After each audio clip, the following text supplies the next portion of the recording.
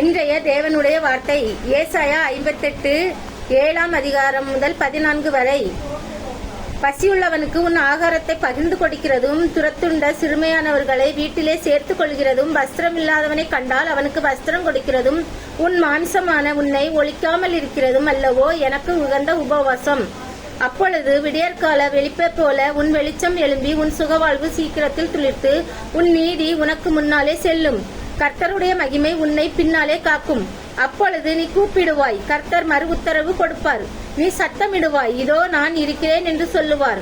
நுகத்தடியையும் விரல் நீட்டுதலையும் நியாயச் சொல்லையும் நீ உன் நடுவிலிருந்து அகற்றி பசியுள்ளவனிடத்தில் உன் ஆத்துமாவை சாய்த்து சிறுமைப்பட்ட ஆத்துமாவை திருப்தியாக்கினால், அப்பொழுது இருளில் உன் வெளிச்சம் உதித்து உன் அந்தகாரம் மத்தியானத்தை போலாகும்.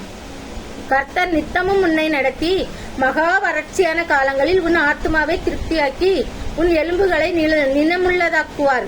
நீ நீர்ப்பாய்ச்சலான தோட்டத்தைப் போலவும் வற்றாத நீரூற்றை போலவும் இருப்பாய்.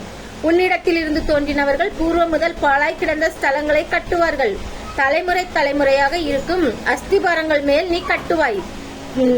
திறப்பானதை அடைக்கிறவன் என்றும் குடியிருக்கும் படி பாதைகளை திருத்துகிறவன் என்றும் நீ பெயர் பெறுவாய்.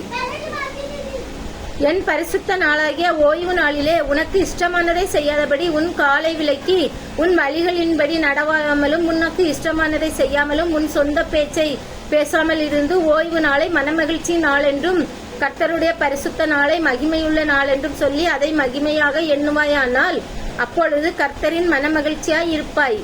பூமியின் உயர்ந்த இடங்களில் உன்னை ஏறி இருக்கும்படி பண்ணி உன் தகப்பனாகிய யாக்கோபுடைய சுதந்திரத்தால் உன்னை போஷிப்பேன். கர்த்தருடைய வாய் இதை சொல்லிச்சு.